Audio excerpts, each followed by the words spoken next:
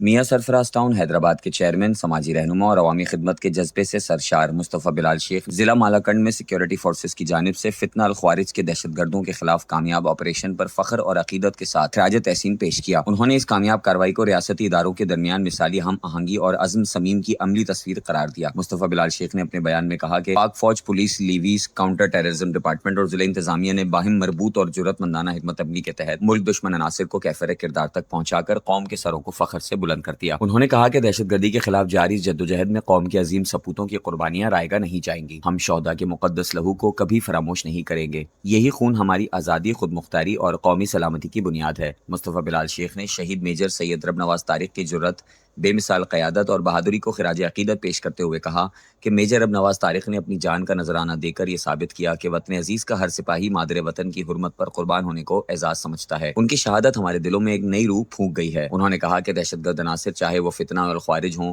یا فتنہ الہندوستان کے اعلی کار، ان کا انجام عبرتناک اور حشرناک ہوگا۔ بلوچستان، خیبر پختونخوا یا ملک کا کوئی گوشہ ہو، پاکستان کے محافظ ان درندوں کے ناپاک عزائم کو ہمیشہ کے لیے خاک میں ملا دیں گے۔ انہوں نے مزید کہا کہ سیکیورٹی فورسز کے جوان نہ صرف ہمارے محافظ ہیں بلکہ ہمارے فخر کا سرمایہ بھی ہے۔ پوری قوم ان کے ساتھ ہے اور دہشت گردی کے خاتمے تک یہ اتحاد اور جذبہ قائم و دائم رہے گا۔ مصطفیٰ بلال شیخ نے قوم پر زور دیا کہ وہ قومی وحدت، یکجہتی اور اعتماد کے ساتھ سیکیورٹی فورسز کے شانہ بشانہ کھڑی رہیں۔